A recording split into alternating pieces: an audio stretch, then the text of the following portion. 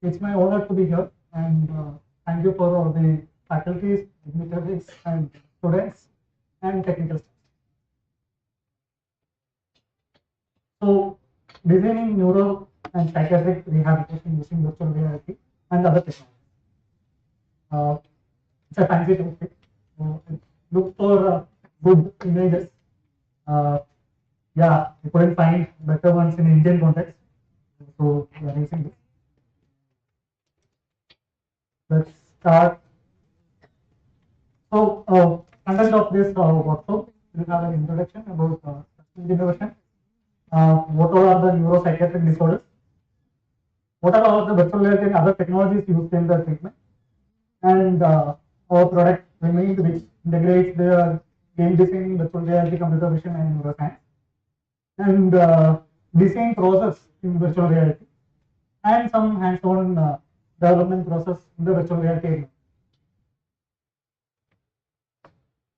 Thank you for the introduction as well. So I'm a mechanical engineer, did my master's in product designing and development, and I was fortunate to work on defense equipments. And not missile system is one of the things I work with. And for the design students, uh, defense sector is growing big. So if you guys are passionate in that field, lot of opportunities because of we really need good designers in that space. Otherwise, like soldiers are really suffering with the current equipment. So during Corona time, I was part of the ventilator project by the corporates and the technical. So that's why I was introduced to the medical space. And later on, I like this idea of like School of International Validation or Stanford India Validation previously called. Uh, in for that, professionals are taken in, given the whole opportunity to develop the medical product and medical product for India and with a global perspective. So I was part of this program in 2021 with many of the alumni from here as well as previous alumni in that program is from LT02. And we got a meta grant in 2022 which catapulted our idea into Spashman innovation. Empowering clinical clinicians with advanced neurological solution is the name of the company. So, what is neuroscience as of now? What we know, there is not a clear theory which explains how the brain works. We know the chemical processes, we know many of the structural part of the brain, but what makes human brain work as whole, it's not clear yet. So it's a space where the theory itself is in a gray area, and we have to produce solutions for it. That's the challenge, And it's said that it's considered to be the third biggest epidemic in the whole country because of the aging population, number of traumatic brain injury, and other kinds of brain-related disease. So, in a way, it's a challenge and an opportunity. So, let's try to understand what is neurological disorders and the psychiatric disorders. Even though I kept it in the same phrase, it's not same. In general, neurological disorders are to do with the structural and the chemical aspect of the brain. While in psychiatric disorder, it may or may not be a structural. It can be network, how the network connections between the cells communicate to unknown reasons. There is a lot of unknown in that. So let's go, and this is like whatever I have listed is maybe 20% or 30% of the whole disabilities in the there in the patient. And take the cerebrovascular issues. This is the vascularity related damages in the brain, causing some kind of stroke is the one of the best example. Degenerative is with time neurons are dying out. Trauma is straightforward accidents, any kind of hemorrhages, that kind of thing. Congenital is when the patient from the birth itself is having some kind of disabilities. And there are autoimmune diseases like multiple sclerosis, which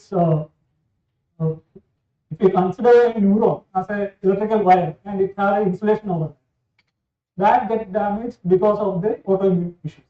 So which destroys the communication in the brain.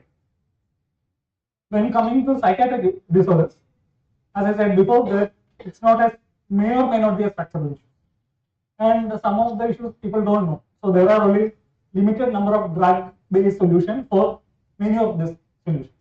Like one medicine for most of the disabilities if you go to the hospital. So they will prescribe you one single medicine for whole spectrum of disability and hoping that some of it will work. May or may, again there is that may or may not work based on the individual case. So psychotic disorders like schizophrenia, where like people see the illusion. Anxiety disorders like phobias, like specific, like maybe extreme phobias. And in psychiatric disorder also, like you can see it's a very vast spectrum. All of us, when we hear about the disability, we will think that we also have that. It's like that. Because because it's only when it affects your daily activity, you can consider it as a disorder. Else, fear of height, almost all of us might have, but when it affects you, even going upstairs, that causes the disorder. So that's the anxiety disorder. Again, neurodevelopment disorder is very common, and I believe with the probability, one or two of us in this group would have. Technically, dyslexic, that's also neuro disorder spectrum kind of thing. It affects the communication, and but good in the visual sense. So that is the trade-off there. Trauma and stress related is understandable. Again, PTSD kind of disability. So we will go three of it in bit more detail, which we are working. So stroke is one of the most leading cause of the disability, with over 100 million patients across globe. And there is three types of stroke, which is ischemic, which means the blood doesn't go to the area by some kind of clotting or blocking in the brain. Hemorrhagic, because of pressure, we say like because of diabetes, so some kind of pressure like brain, it's broken in the brain kind of. So that is the hemorrhagic. And trans-ischemic is a temporary kind of ischemic stroke where the disability is for like the blood flow is stopped for few minutes or hours, but it doesn't cause a permanent damage. It's kind of an indicator for a possible stroke in the future. For every minute when the blood is not flowing to the brain, around 2 million neurons die. So the faster you get the treatment, the higher chance of protecting the neurons. And interestingly, even if we say the stroke as a one condition, number of disabilities it can cause is from head to toe. Like every possible kind of disabilities can come from a stroke, including bladder like loss of bladder and bowel control, which is very sad situation for most of the patients.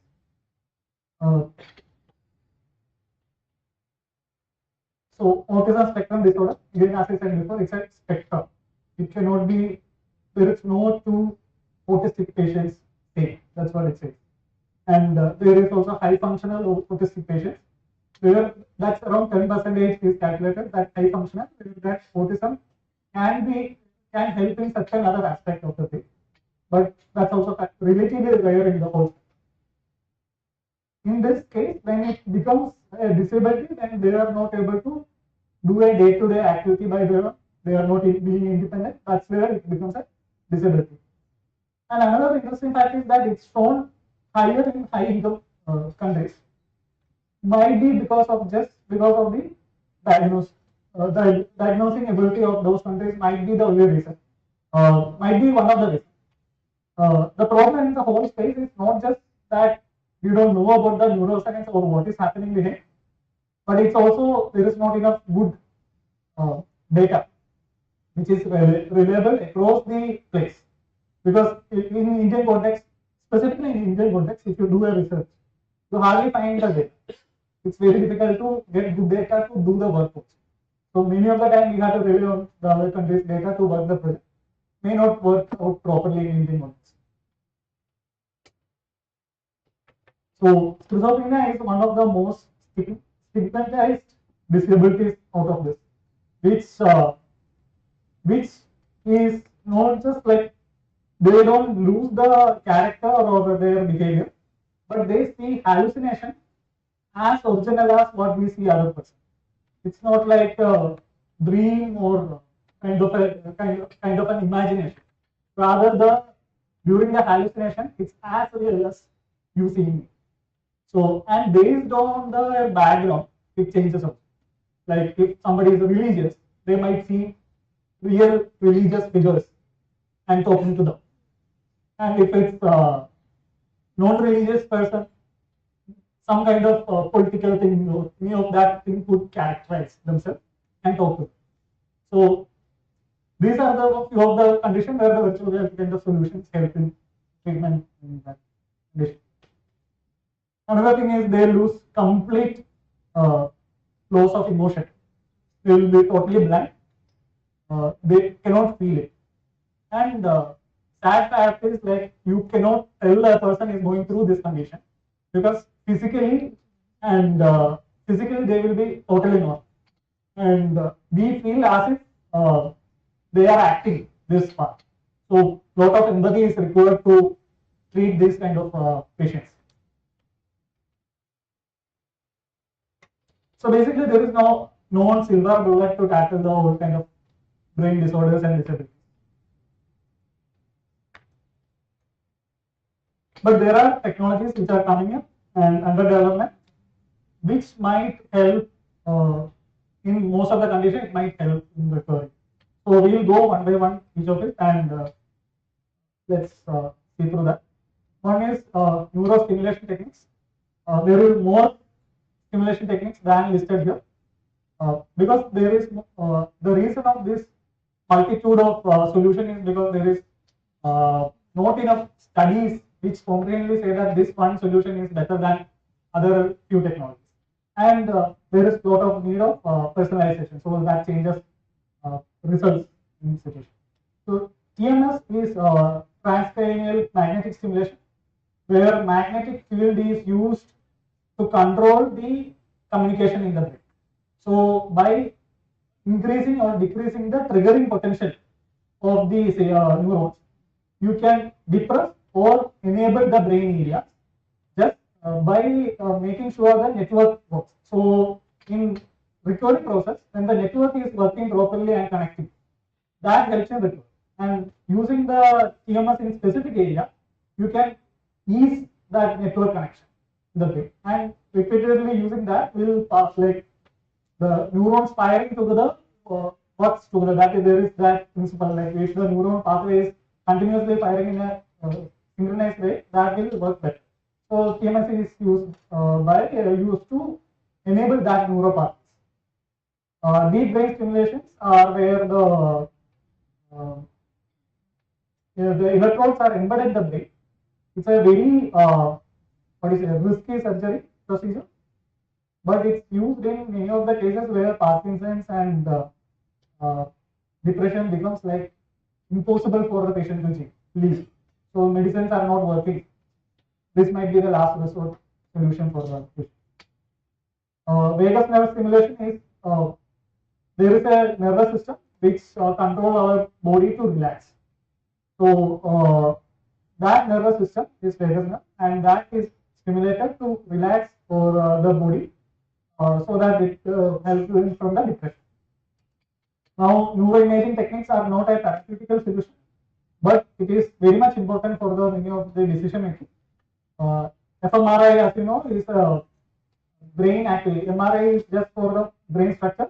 With fMRI, you will know how the blood flow is happening and how much energy is being utilized by the different parts of the brain by measuring the oxygenation in the hemoglobin. So that is used mostly in the research purpose and in the decision making by the clinician to know whether what kind of activation is happening. For example, in psychiatric cases, brain activation of the certain areas goes really down, and that kind of understanding will be helping in psychiatric cases. And EEG definitely, like previous speakers have also have discussed, where it is used to record the brain wave activities. That is for the diagnostic purpose, as well as it's used for the treatment purpose when it's used as a neurofeedback system. And it's not easy. It's we feel that it's an easy technique, but it's like extremely difficult to get it right. And coming to the reality, I will go in a little more exposure detail in the next is the digital therapeutic solution, and telemedicine is one of the upcoming sector in this whole neurospace, because almost all neuro conditions need a very long term treatment. Unlike most of the other kind of disability, when it comes to neuro, basic principles is repeatedly exposed to that treatment again and again and again for long time. Is the most common way of recovery for most of this condition.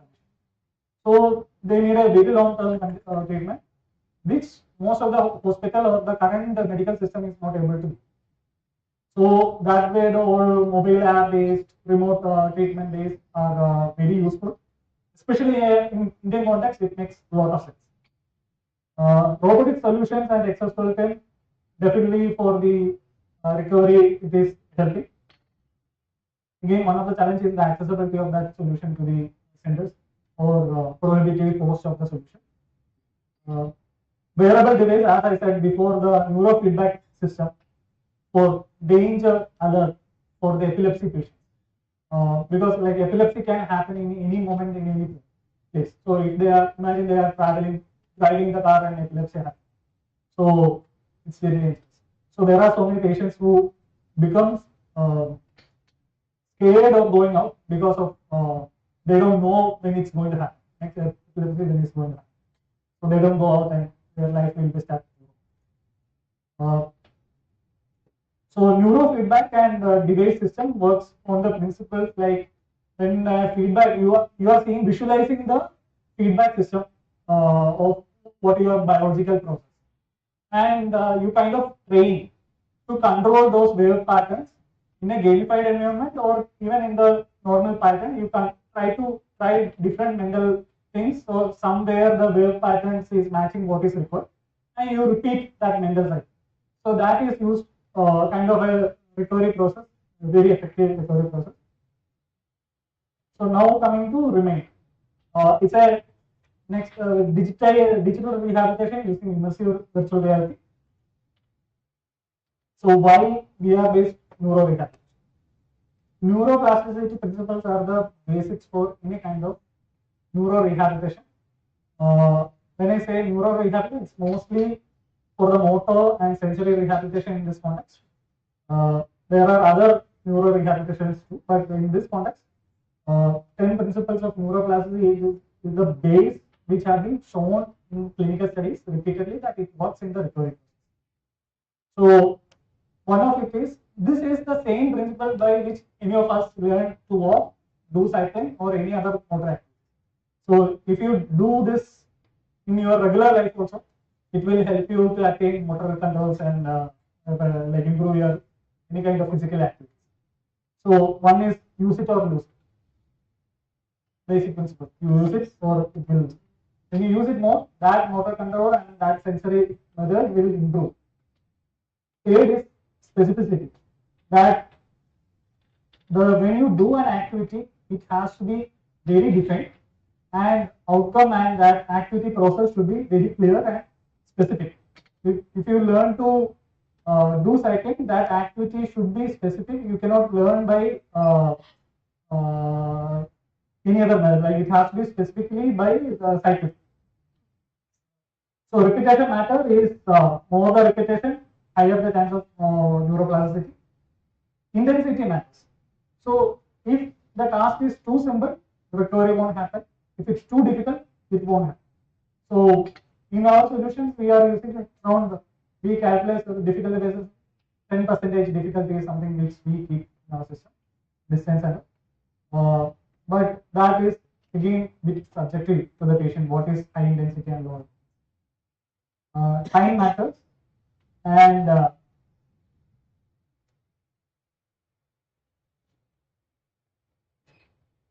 salience matters where the kind of when you do the therapy that it should be meaningful for you. Like so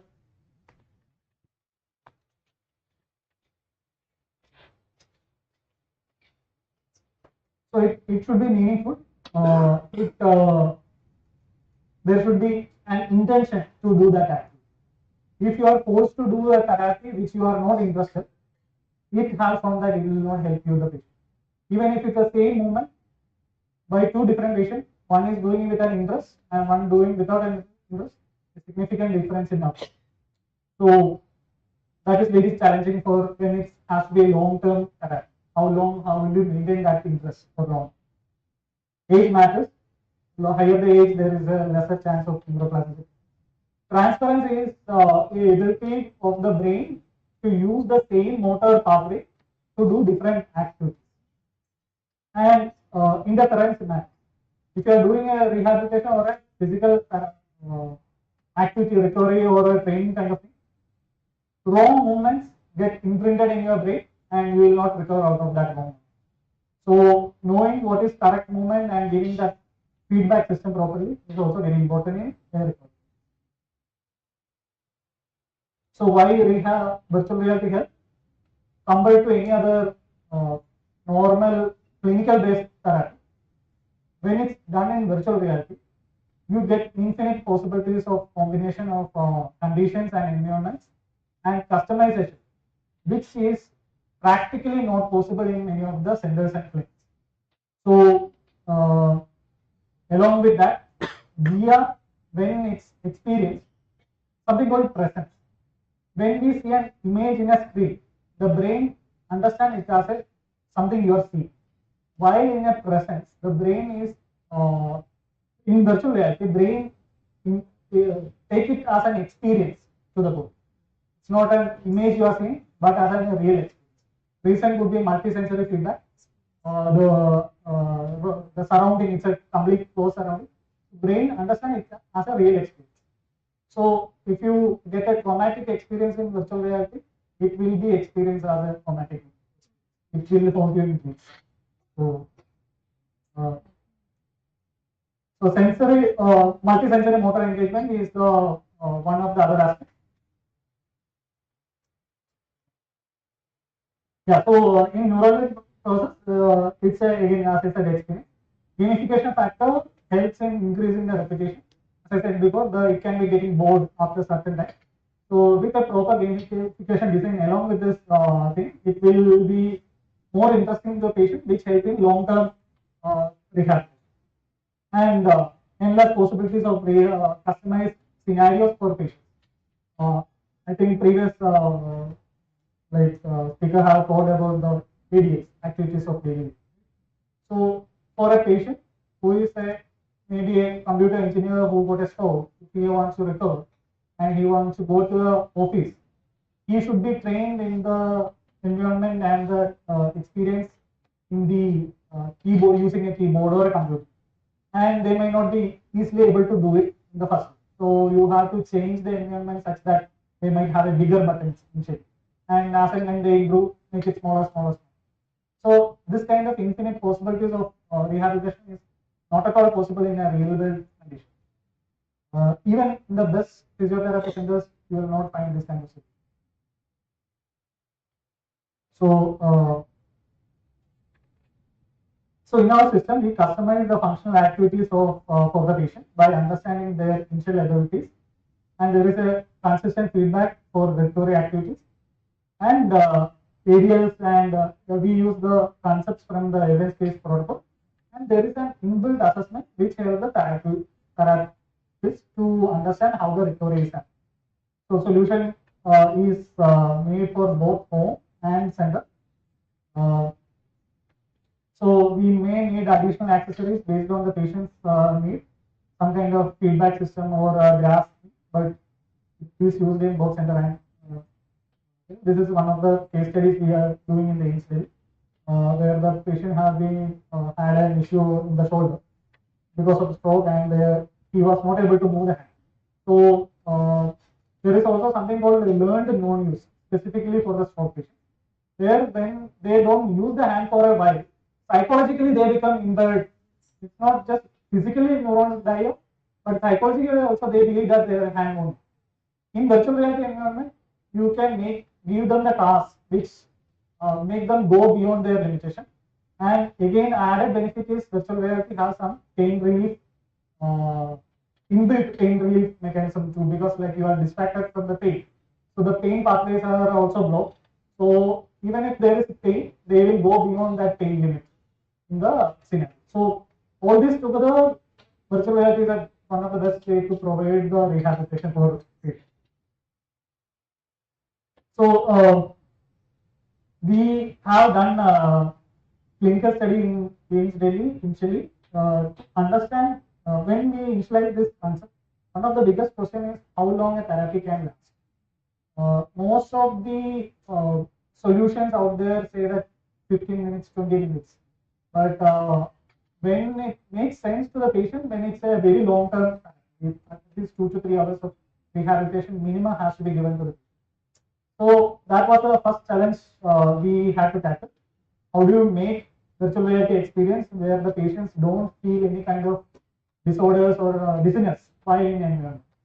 So we have completed the study with over 1 hour experience in like independent treatment experience for the patient for 1 hour continuously without any kind of issues, and they also want to use it again repeatedly. So that was the study that is completed. Now we are doing at-home efficacy study as well as some other studies on specific using mirror neuron activation and all those aspects. We are doing some studies. Already there are experience and studies showing up to 37% better outcome compared to a conventional. But as I said before, it's not a silver bullet because even here there is limitation. For patients who have stroke, sometimes also have epilepsy. So how do you treat? Because like epilepsy can caused by the flickering of the visual thing. So any light flickering might trigger it. So you cannot use that. Some might have active surgical wounds. Some may have vision problems. So anyway, that is not a solution. So that kind of limitations are definitely there. So now let's go to the design consideration. How and what are the best practices we do in first-line innovation to develop the content such that we will get a continuous treatment for the patient, and they are also cognitively weak. If you can explain an design experience to a 5-year-old child, that is the level of cognitive ability some of the patients have. So we have to, how do you, it's a wrong term to use, dumb down the whole experience such that it's easier for the patient to catch up. How many of the person are from the design background? That's good. So I think most of you might have done some UI designs also. Right? So one of the first thing which since I was a hardcore physical product designer, from there because of the solution as well, we became a like UI designer. So one of the biggest changes we had to do with our team was the thinking process. When you are designing a UI in a 2D space, the thought process is totally different when it comes to virtual reality. If you, as a child, you might have imagined of like pushing something from air or pulling something. Now it's possible in virtual reality to design things like rather than pressing a button to move up forward. It makes much more sense in virtual reality to use the natural gestures of the human body to control the things. In virtual reality, if you use kind of a button to move up, something like arrowed up, and things are moving forward, it feels totally weird actually than you moving the hand forward and thinking. So that change in perspective was difficult in the senior designers when we hired, because they have to restructure the whole thinking process in the design. It's very important, not visual, sound and other kind of feedback system to be designed properly. If you are punching a virtual object and it doesn't make sound, it feels fake. So at that moment of triggering, there should be a sound feedback and a tactile feedback, which preferably, if it comes to a patient, that makes more realistic design for the user. So even in virtual reality, we even tried some experiments to know what happens when somebody grasps a virtual object without having any tactile feel. So there were three identical virtual cubes where there is no physical feedback. There is a second one, no physical feedback, but then the edges squeeze a bit. And the third one where there is a physical object embedded on the virtual object. When we tested it out of healthy people, for 10 people, up to like even just by having that squeezing environment in virtual reality, they can feel the tactile. In the hand, it feels like as if they are holding the real. So 80% to 80% of the people said that they don't feel the difference when they are actually holding something or when they visually see some kind of spacing. So that was interesting thing because like visual part of the brain is very strong that it can even compensate for the other sensory. Comfort and usability. It's one of the most important things in the whole design thing, which we consider. Never accelerate things in virtual reality unless you have some kind of moving platform already or some kind of way to stimulate the vestibular system. Realistic shadow, light and color. So I tell my team that this is best torture device you can ever design. If you really want to make a patient or a person have some kind of trauma, virtual reality, if badly designed, can really give good traumas to the patient. So lighting, shadows, color. If it's not properly made, it is like long-term headache, nausea, even vomiting can happen. With low level of lighting, flat, without any shadows, if you have an environment, within 5 minutes you can have a headache. When objects are placed, if it's too close to your face, it feels really as if somebody is holding something on your face. If it's too far, current virtual reality system, based on their display quality also, there is limitation. There are technical limitations of the virtual reality. For example, phone-based virtual reality solution have pixelation in the screen. So that causes like headache because you see the pixel within the screen while you see something. As if a grid is in front of your screen, which causes the pupil and the eyes to cross at the shorter distance, which causes the headache. So the resolution and the quality of the virtual reality glasses also matters. So those are the physical limitations. But it's same with the environment you design within the virtual space. If it's too close or if it's too far with writings, it causes it. So these kind of controls. So the challenge is how do you indicate something without having a texture based information. So those are the interesting challenges which as designers should tackle when we design something new. As I said before, the natural gestures and multi-sensory feedback is very important in the interactions part. Second is, fourth one is the spatial awareness, is when you have a field of view lines and if something is popping up beyond the field of view, not just sound, there should be controlled indications which shows that object is there. Otherwise, people will not follow. So there should be something which makes the person to follow that direction, so that their attention reaches to that object where you want. There should be a good narration in the story of like what you are going to expect in this, because as I said, if something pops up suddenly in front of you, it causes panic. It makes you feel that people get scared if something pops up in front of you immediately. It's more realistic than a display-based condition. safety is the utmost thing here, because once you are immersed, you lose the sense of your external. How many of you actually have experienced the virtual reality before? So that's good. So that way, safety is very important. So it's not for the medical scenario. A lot of applications in the industrial aspects are also there. So you need to know where the patient is or the person is going to use the solution, and what is the safety concerns regarding that.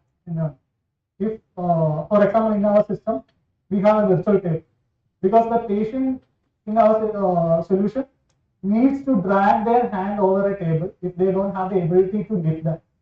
So in that case, there should be a table in front, and in virtual reality experience, we should show that there will be a table in front.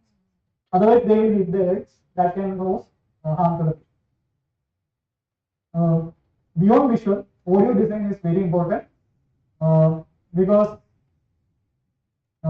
not just soothing and calming down effect of the audio, it also gives that multi-sensory feedback of how the real world, your expectation of the real world. And final and most importantly, it's also a technical limitation as of now. Maybe 5 years down the line, that point may not be even there, because performance optimization. Currently, even though we think that we can design whatever imagination what we have in virtual reality, technically it may not be possible, because there are processing limitation of the CPUs and graphic thing in the headsets, where the visualization performance may not be as good. So minimum of having 60 FPS once the environment is built is mandatory to have, not to have any kind of headache. Otherwise, the subconsciously you will catch the flickering of the light and causes the headache. So how do you optimize the visual quality versus the limitation of the software? That's a design challenge as of like in itself, because like we have in ourselves, like within the team, we have invented few methods by optimization which was not there in the what do you say, in the general guidelines in the Google or something. So that kind of innovation is still possible in the design space. So now what we do is we'll take a demo of what we have built, and I need 1 or 2 volunteers who are interested. This, Yes.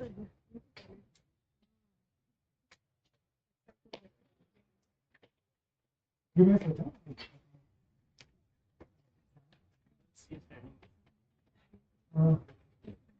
Yeah, just.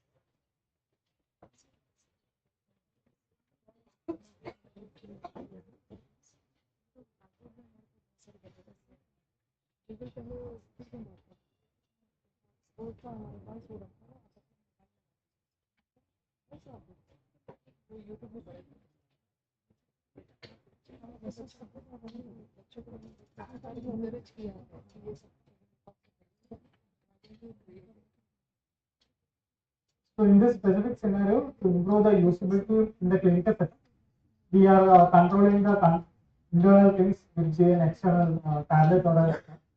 Otherwise, the clinician won't be able to see and control the patient. So we have additional software which will be given in the tab for the clinician. So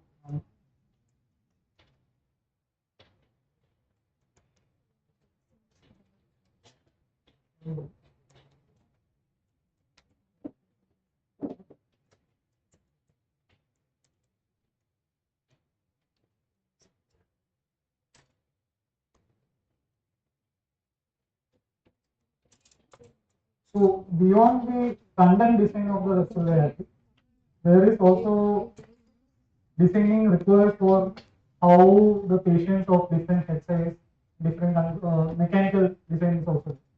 For example, right now this particular rear headset doesn't provide a cushioning with any kind of aeration. So we have to design something with aeration so that it won't sweat. When we approach South of India market, that was one of the issues, which is not there in the north because the humidity is. So that was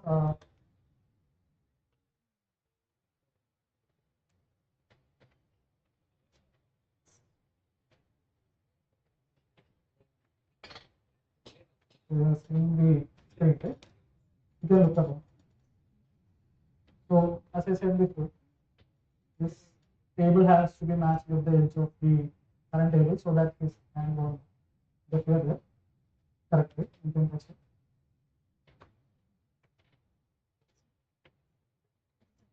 You see your hand.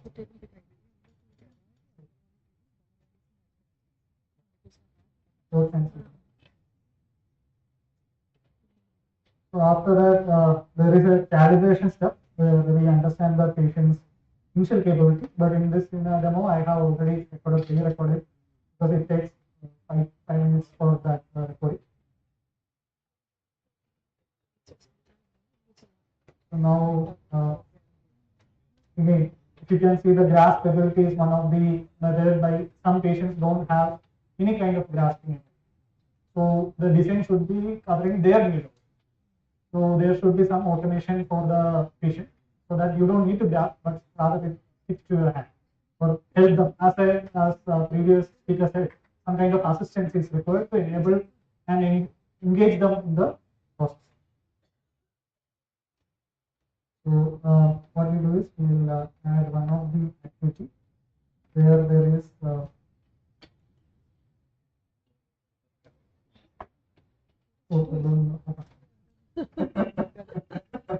He is trying that to is exit. that is on table. Should have gone.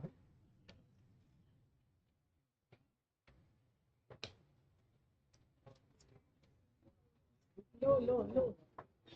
Down. Down. Yeah. You can see your hand. Forward your hand. This one? Do it second time.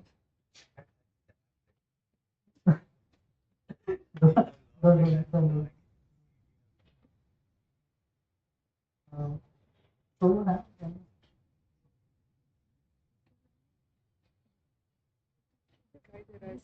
Let's listen to the instruction and follow the.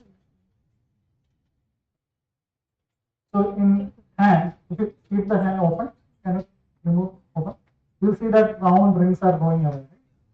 When you close the hand, yeah, right side, you'll see the arrow and the thing, right? That's it. That's it. You can look over. You can turn your head. Yeah.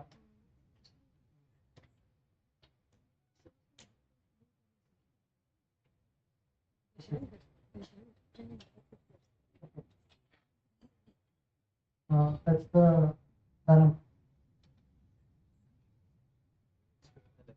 Yeah. So repeated activity for a patient who cannot move the hand. So that's it. You do it.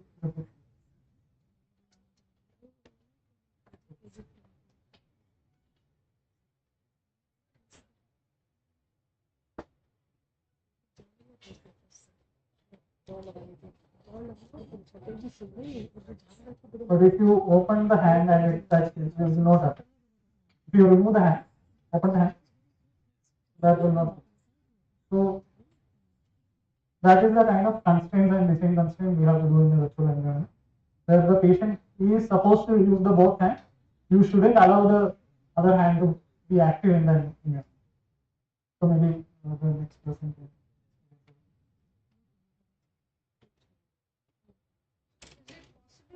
Demo there, what's happening on your whatever you are seeing on the Oh, screen. sorry, it's.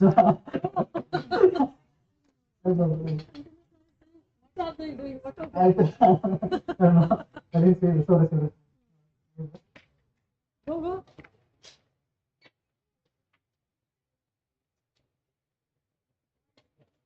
You have to connect your mobile at first. Yeah, it's connected here. Now Now we can see what you are doing, no? Better.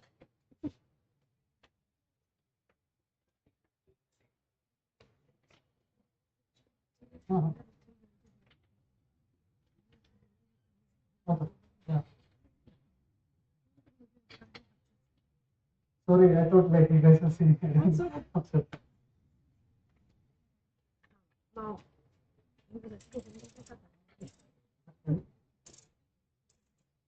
Good.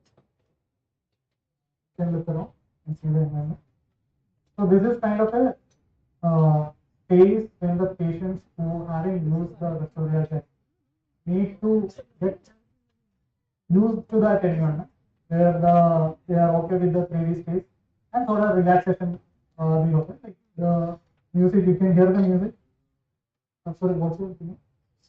Yeah, you can hear the music and so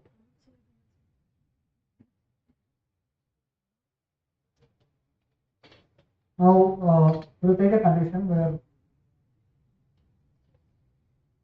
so now imagine a patient who doesn't have the grasp technique. So what you have to do, can you get your hand? So you have to close the hand and close it and do that. So I'll start. No, no.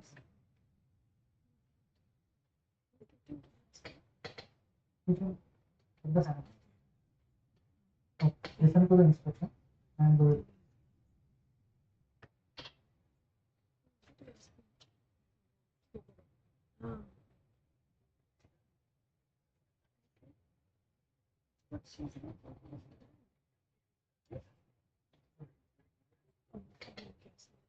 That's good. That's not. Safe. Right. Where the matching object. Right here.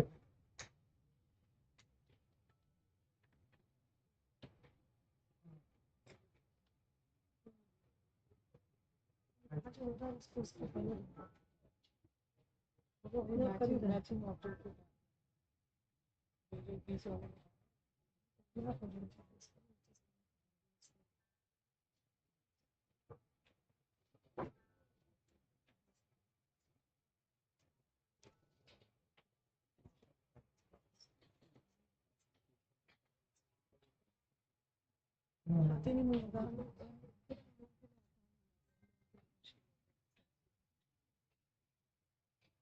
That's completed for 1 minute.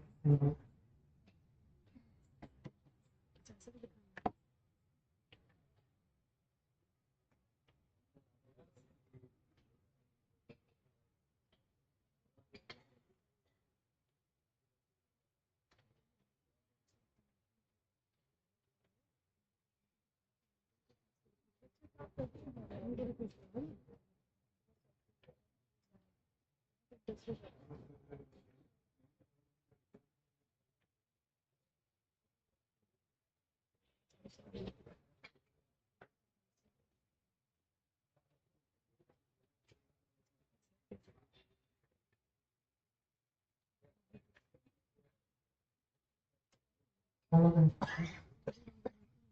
So that is initially showing the demo how to do.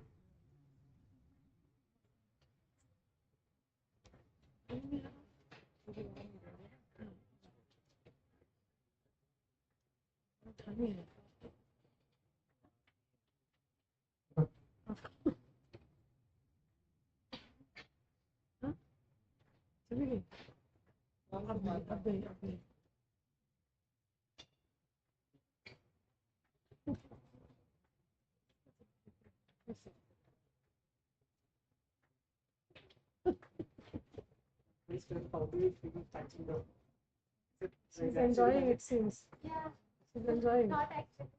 You can see that. Not that our part.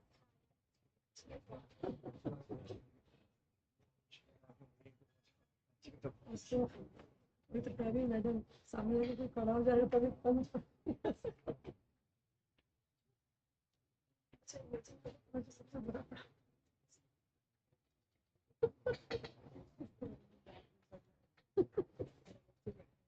So there is two aspects of gamification or uh, the experience is there. Like one is the short-term interest, and how do you maintain long-term by the high scores and the repeated improvement, like challenge improvement, kind of leveling up.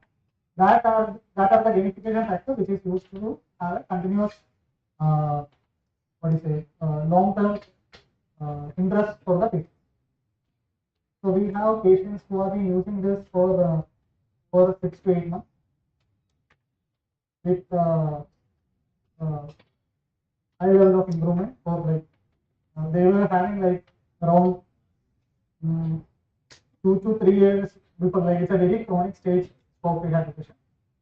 They have stopped the rehabilitation for 2 years. After like 1 year of rehab, post 1 year they stopped it, and then they started with us. With 6 months of rehabilitation, they were like uh, from score of, there is a frugal Mayer scoring system which was 44 out of 64 to 62 out of 64 scoring they were able to reach after that 6 months of use. So because in the gave at home and they were able to do it more hours continuously with that act intention. So that helped in that. Now we will go to a few demos where uh, what can force out of bad design, what kind of uh, experience in the bad design. So those who want to experience bad design, please. Yes, please.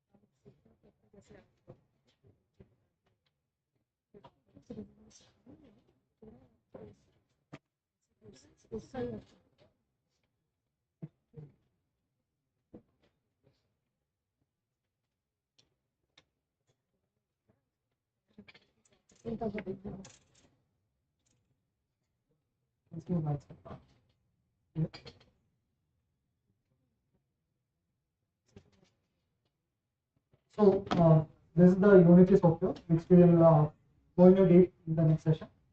But for time being, the experience created in the Unity being directly played in the headset. First is demo 0, where like the same experience others are before. You can look around. Is it choppy? How bad you feel about the? Can you stay in this environment for long? Headache? You want to sit in this environment, like you move around, you move around. Very choppy, right? It's like it is stagnant. So that is when you have a low processing with the high quality content. You'll see that it can move kind of experience, right? Are you feeling any? You are not comfortable, feeling any discomfort. So if you experience it for long enough time, you will have that discomfort, the headache. So right now I will change into normal. You move your head rapidly. Okay. You still feel comfortable with that? It's okay, right? So that is the processing issue which I have. So if you don't design for a proper optimized thing, that choppiness will happen. Now the choppiness would have gone away. So basically I click the processing in the frame rate in that with the power of it. If there is no power, it is clipping in some lower FPS, and there is power, it's in the higher FPS. So now, yeah. So tell me, like, what is the difference between the cold field and there is no choppiness and there is. When it was very long, it was more difficult for the way to focus and understand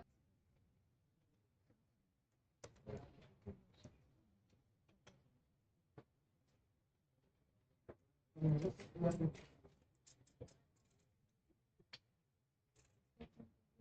Comfortable? Yep.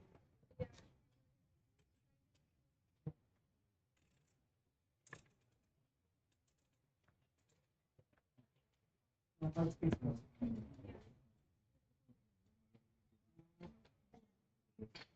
First, same as the previous experience, first experience and normal and really good.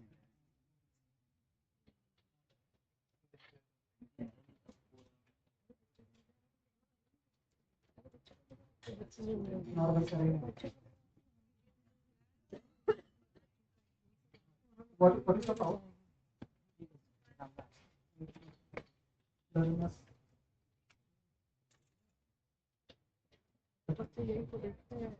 Yeah. So there is a different interesting phenomenon in vision also, because since you are seeing the objects in a screen inside the VR headset, it can accommodate up to 2 to 3 negative points of the normal vision. So uh, it's fine up to 3. We have find that it will work in the normal without any additional steps.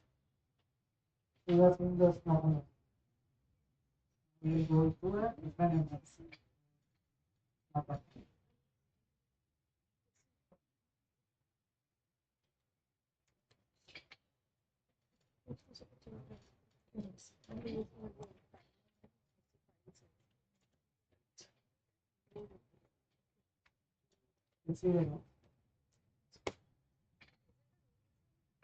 Yeah. So when do you feel it as a, yeah, but experientially how do you it distorted. feel it distorted, right? It's Yeah. not in the visually, it's actually you feel in the brain that its space is distorted. Yeah. Right? How is the color contrast? I mean, it is distorted this side the brain started fading. No,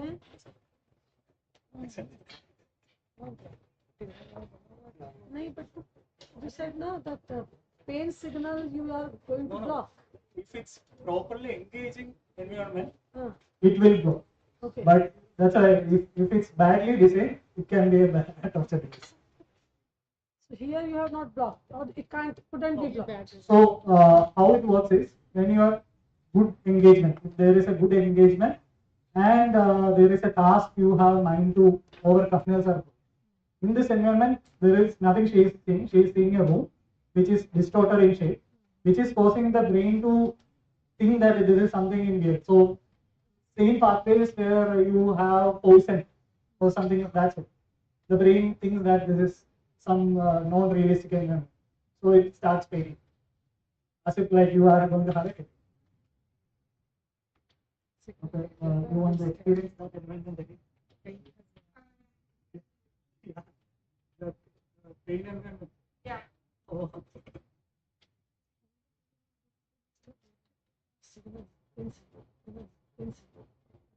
Headache is not necessary. Yeah. Now again you look.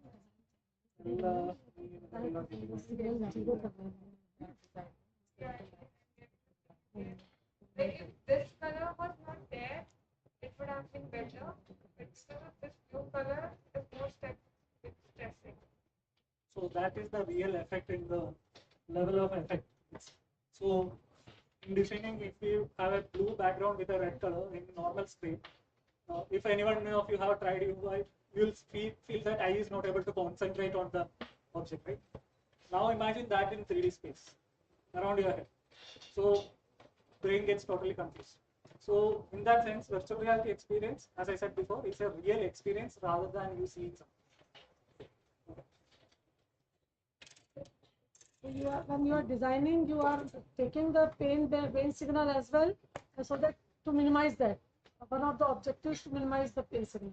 Yes. So then the design is good.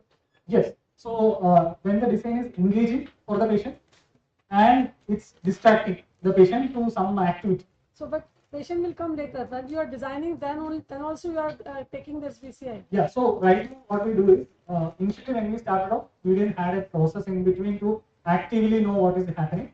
Unless we develop and test it with URLs and get the feedback, normal UI UX kind of feedback kind of process. Right now with IIT Delhi, we have engaged in EEG based feedback system also. Cortical muscular coherence system kind of method, where we kind of understand how much of activation is happening in the brain experiences and that have been implemented into our development process. So more objective results we will get by this. Anyone else want to have experience few more bad designs? So it's difficult to teach what is good design. It's easier to show what is bad.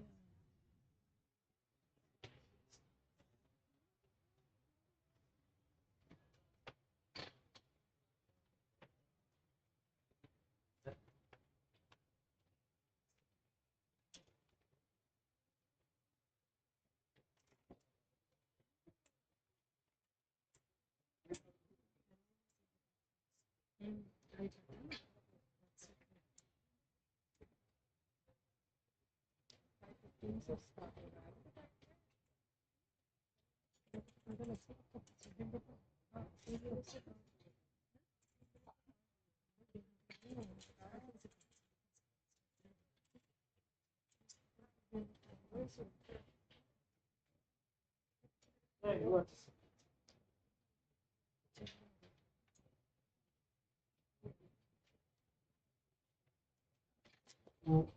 Like before we go to the minutes.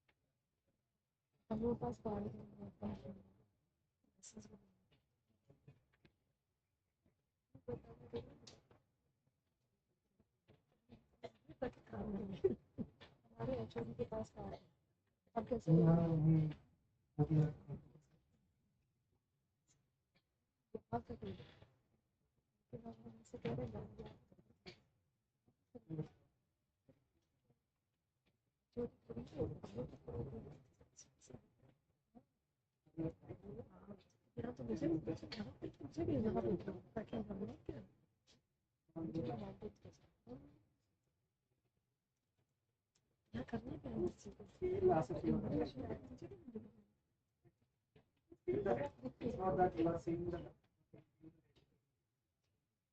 What is the task? So she is at it's she is in a height right now. अच्छा height वाला height phobia.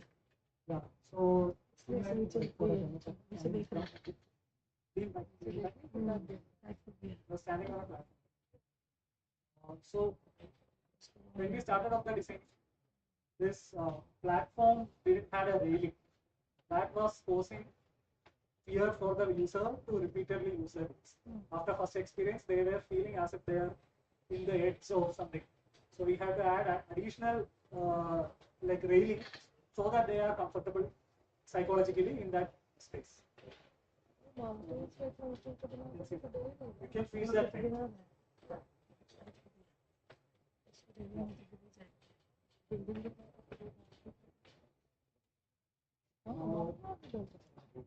Anyone else? Sir, That is a bad I want to have worst experience of all time. Worst experience. I didn't design for the worst experience. Whatever it I can design for the better experience. Can I? From the worst case. We'll talk.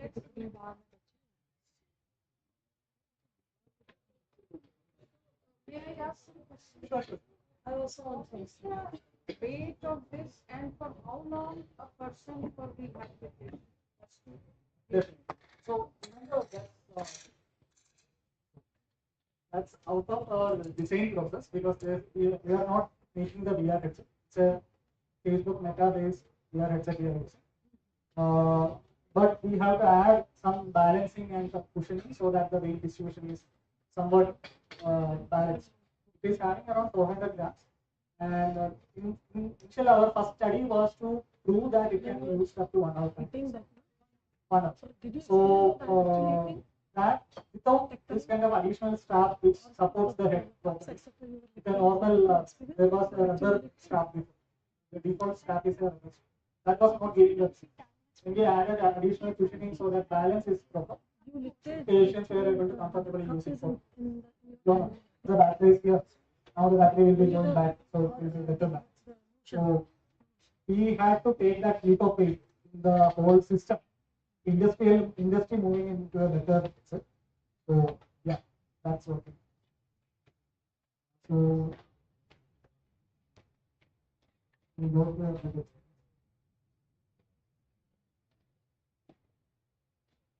And good and bad is also person centric, Some people like red colors, walls are red.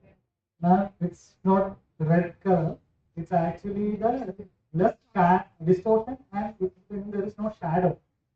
It is unrealistic for the human brain. A space without shadow. So those causes the brain to kind of, I don't know the physiology of why that headache is happening. That is to be explored further. But that causes headache and kind of nausea. Might be again that poison kind of pathway working for the causing that there is something distorted.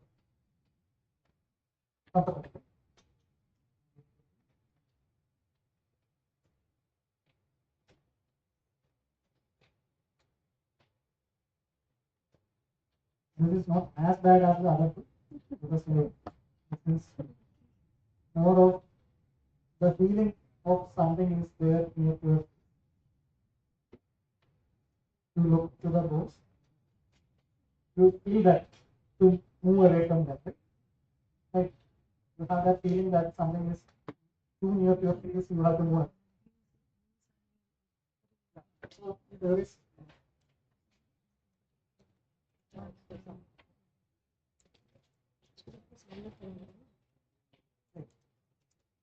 In screen, it doesn't get that feeling. You have to really experience that. Yeah. It's not more.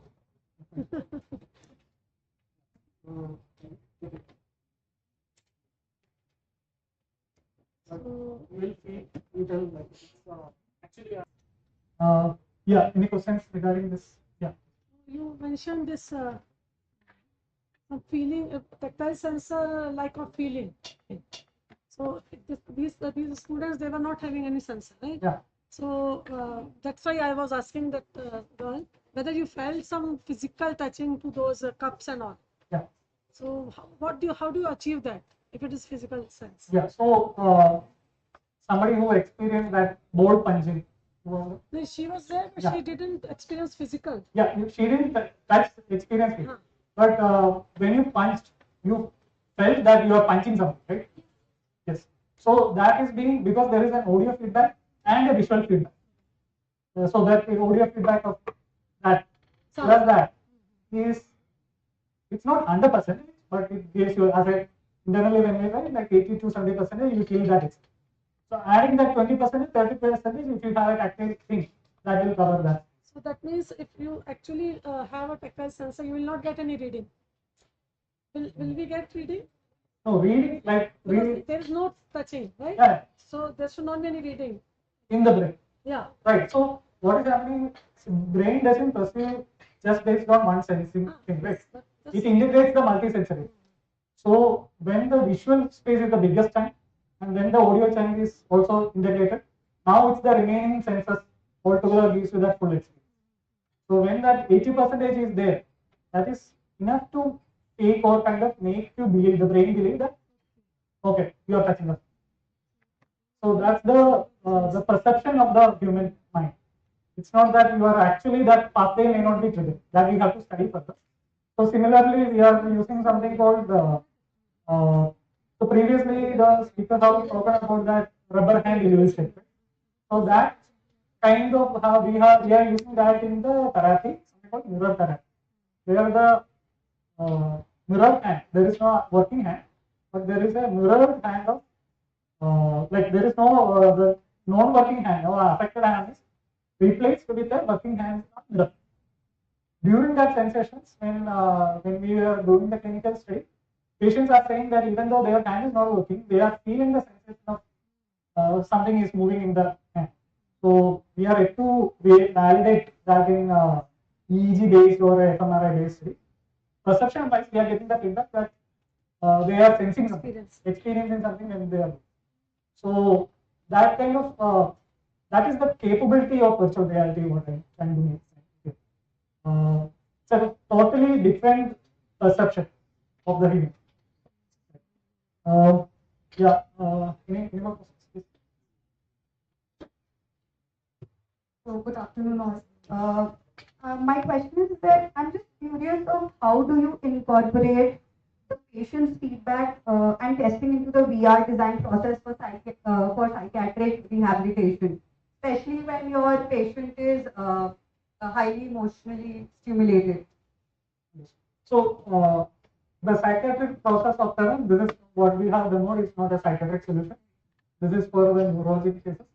Psychiatric, for two aspects we are working. ASD is a psychiatric and neurological problem. That's one thing. And second is the schizophrenia. For ASD cases, they able to understand the emotion of the user or the person they are seeing. That is lacking for the ASD. They don't understand the what does an angry face means. So repeated stimulus showing that what is an angry face and a negative feedback to that kind of loop helps in the patient's process. For the psychiatric, so since you are asking psychiatric, I am saying that. So second is for the psychiatric cases where they have the agent visualization. Okay, so the thing what we are trying to do is that we will make the avatar of that agent that person is seeing. When they are in same stage, we try to understand what is that avatar look like, and we are adding some language model over that, so that that avatar is speaking to the patient when they are in the clinical setting. And based on that communication, the therapist who see if it's in the brain of the patient, therapists don't see that thing. Right? Here that even though the avatar is there, the therapist can control the avatar. What the patient what the avatar is saying to the patient, clinician can control. And then based on that interaction, the clinician will be telling the patient that what to reflect, how to respond and control that. So in a way, you cannot remove the real agent in the patient's mind, but patient can be made such a way that they don't have the suicidal. Usually agents push the patient to the suicidal situation. Agent will say that something is going to happen, you jump out of this. So since they trust that. Thank you for this wonderful session. I want to ask a question based on the neuroplasticity concept. We all know that neuroplasticity works based on continuous repetition and how we feel the event. Like if emotions are strongly related to a particular event, then we can remember the event for a long period of time. Otherwise, after a certain period of time, it will erase. Like neurons will create it and it will erase automatically. As we know, in this virtual thing, we are not touching or sensing anything directly. We are just creating illusion in our mind. And deep inside, our brain already knows that I'm not doing it actually. So what is the credibility of this process? Like how long a patient can feel recovered? Like if I'm taking the therapy, it is possible that I will recover for next 1 year. After again, like I will stop the therapy, again I will have to go for the therapy. So is it this continuous process? So there is a misunderstanding in that. That memory, it's the memory part. So uh, it's not just the normal memory. There are different type of memory. So when it comes to this is a motor pathway, motor skill. Uh, if you once learn swimming, you will never forget that swimming till like very late age. So motor skill learning is generally is a thing which lasts for a very long stage. It's not like unlike the memory of certain person's face or name. I don't know why exactly that motor learning stays longer than the other kind of memory, but relatively that's how it stays. Because it goes into our muscle memory. It's a terminology you are using, but what is muscle memory is again a question. Like it's a terminology you can say muscle memory. What is muscle memory? So it's a motor learning principle. So that is the one reason of that. But in generally, in rehabilitation, it's a very good long rehabilitation. As I said before, rehabilitation is not one time and stop. You have to continue for a long period of time. Once you reach a certain motor control, you have to use it and lose it is there. So it's part of that thing. Any rehabilitation, any skill, motor skill, if you want to attain and keep it, you have to use. So this is an easier way to repeat. How long it takes for to complete this therapy? Okay, so that depends on the initial stage of the patient. Okay. So many variables. If you start, so it's recommended post of 48 hours, you should start the rehab. In most of the hospital, it never happens because some reason will be there, it will not happen. So if you start that early, there is a higher chance that you reach a plateau. Uh, like before you, like after you achieve a certain level of performance. So usually plasticity is higher during post of up to 6 months. The plasticity is very high, and after that it goes into a plateau. So before that, whatever you can recover, that is the best case scenario. But long term recovery is also possible. So ifs and buts are there. But 6 months would be the time I would say that immediately after stroke, with high intensity therapy kind of this can be given for 6 months. It gives you the best. Yeah. Hello. So being a Good evening, sir. Yeah. My name is Nere. I'm a third year design student over here. The thing which I wanted to ask was, I've had a fair chance of using quite a few VR headsets, including the Oculus and the. So in both these scenarios, I for one sort of glasses and a bunch of. I lost in between.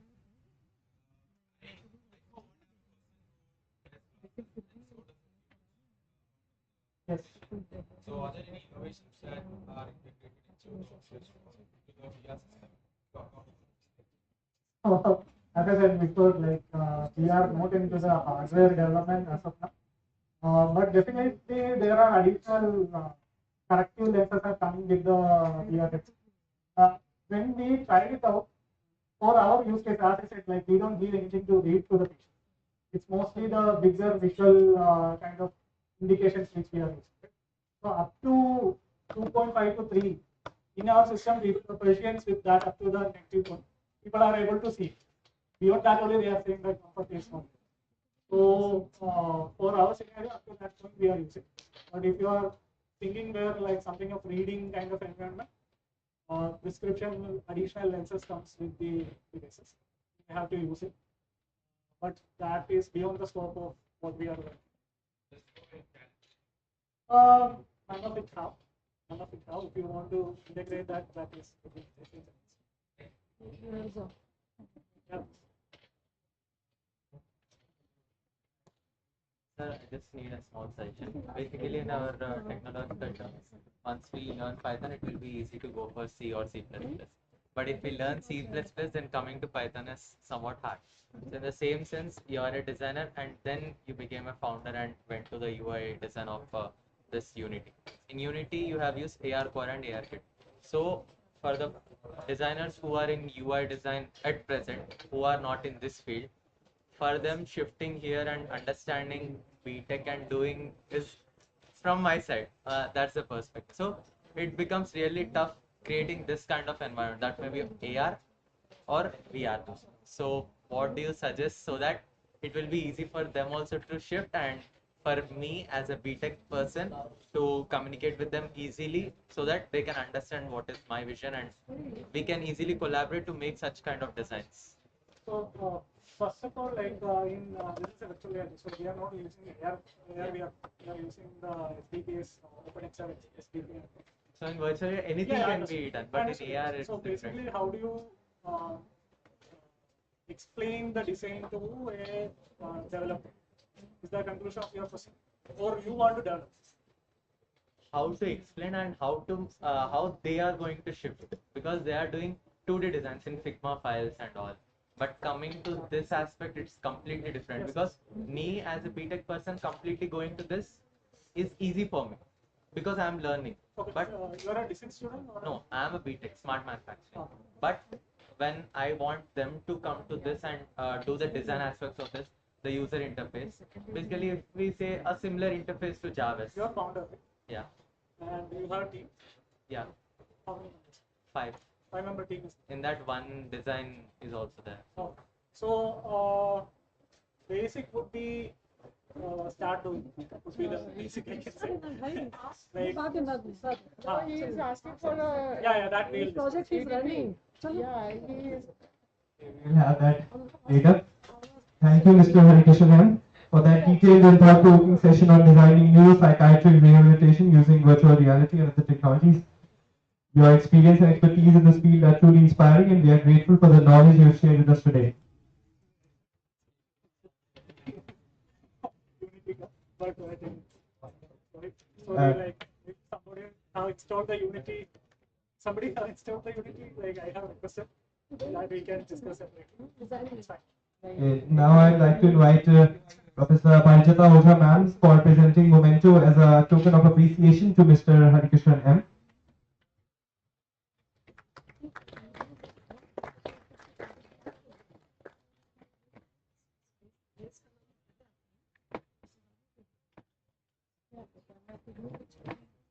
Let's show our appreciation with a huge round of applause for Mr. Harikishan M.